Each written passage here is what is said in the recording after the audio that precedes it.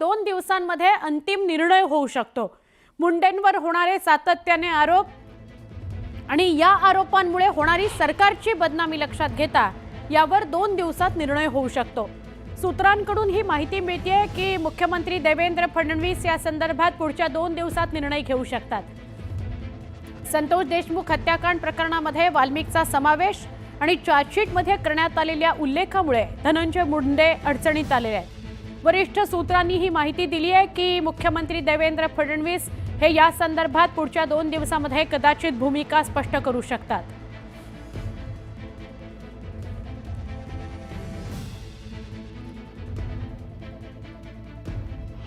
मला वाटते मुख्यमंत्र्यांनी काल जाहीर केलेलं आहे की भूमिका घेतलेली आहे। आता ती भूमिका नेमकी शब्दात रूपांतर कशी होणार याची वाट आम्ही बघू। आम्ही विरोधी पक्ष म्हणून आमची रणनीती ठरवू। पण तो भेदाभेद होतोय का? कारण सुनील केदार यांना एक वेगळा न्याय, नाही, तो तर राहुलजी गांधींच्या बसून वेगळा न्याय देण्याची भूमिका भाजपची या ठिकाणी आहे। राहुल गांधींना वेगळा न्याय, सुनील केदारांना वेगळा या ठिकाणी नाही आणि इतरांना वेगळा न्याय, हे आता स्वतःच्या लोकांना वाचवायचा प्रयत्न हा कायद्याच्या चौकटीत बसवून कसं वाचवता येईल हा प्रयत्न चालू आहे, तो दिसतो।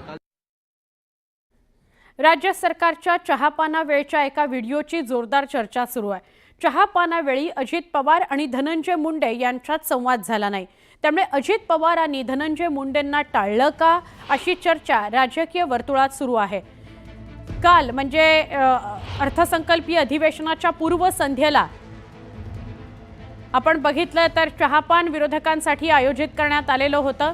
विरोधक चहापानावर बहिष्कार टाकताना दिसले, पण हा व्हिडिओ कालचा आहे। या व्हिडिओमध्ये अजित पवारांनी धनंजय मुंडेंना टाळलेलं आहे। अजित पवार धनंजय मुंडेंशी काही बोलताना दिसले नाहीत, त्यांना टाळलेलं आहे। अजित पवारांनी धनंजय मुंडेंना टाळलं म्हणजे काहीतरी निर्णय या संदर्भात झालेला आहे का अशी चर्चा या व्हिडिओवरून होते आहे। धनंजय मुंडेंचा मंत्रिपदाचा राजीनामा व्हायलाच पाहिजे होता, पण त्यांचा राजीनामा आज झाला नाही तर पत्रकार परिषद घेऊन पुढील दिशा स्पष्ट करणार असं सामाजिक कार्यकर्त्या अंजली दमानिया म्हणालेल्या आहेत। कालही अंजली दमानिया यांच्याशी संवाद झाला न्यूज 18 लोकमतचा। त्या म्हणाल्या की खरं तर आता राजीनामा घेण्याची वेळ पण निघून गेलेली आहे। नैतिकतेच्या जोरावर त्यांनी स्वतः तर काही राजीनामा दिलेलाच नाही, पण तो घेण्याची सुद्धा वेळ निघून गेली। आता त्यांना बडतर्फ केलं पाहिजे अशी मागणी त्यांनी केली होती आणि आता जर आज राजीनामा घेता नाही तर पुन्हा एकदा पत्रकार परिषद घेऊन पुढची भूमिका मी स्पष्ट करेन असं सामाजिक कार्यकर्त्या अंजली दमानिया म्हणाल्या आहेत। आज अर्थसंकल्पीय अधिवेशनाचा पहिला दिवस आहे। तुम्ही गेल्या अनेक दिवसांपासूनची मागणी करत आहात धनंजय मुंडे यांनी राजीनामा द्यावा। आजच्या दिवशी तरी या संदर्भात निर्णय लागेल, काय वाटते आपल्याला?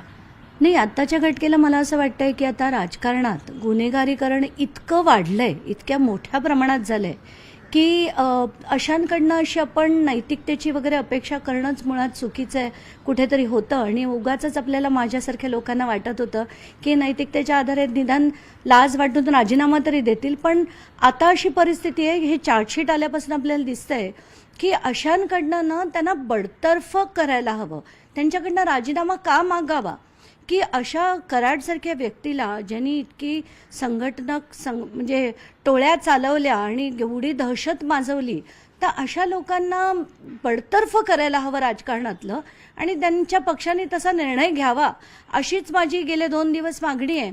आणि होईल की नाही आता बघू, पण नाही झालं तर मी सोडणार नाही आहे, मी हे लावून धरणार आहे।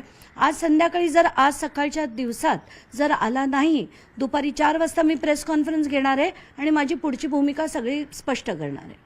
मॅडम, आपण पाहिलं तर करुणा मुंडे यांनी फेसबुक पोस्टद्वारे स्पष्ट केलेलं आहे की आज धनंजय मुंडे यांचा राजीनामा होणार आहे। काय वाटतंय, कशा आधारे, कोणत्या गोष्टीच्या आधारे त्यांनी ही फेसबुक पोस्ट केलेली आहे? नाही, आता त्या नवरा बायकोत काय होतं मला माहीत नाही आणि त्यांचं सोर्स ऑफ इन्फॉर्मेशन काय होती मला माहीत नाही, पण मला असं वाटतं की धनंजय मुंडे यांचा कुठच्याही पद्धतीने म्हणजे राजीनामा घेतला असेल तर उत्तम, नसेल तर त्यांना बडतर्फ करायला हवं। कारण आत्ताच्या घटकेला जे आपल्याला दिसतंय, कराडनी जी संघटित गुन्हेगारी केली आणि ज्या पद्धतीने केली, चार्जशीट वाचून तर माझं अक्षरशः डोकं चौताळलंय। म्हणजे त्याच्यात इतक्या त्या गोष्टी लिहिलेल्या आहेत ज्या मी बघितल्या आहेत आणि खूप खूप दुःख होत आहे की अशा लोकांनाही आपण राजकारणात ठेवतो ते कशासाठी.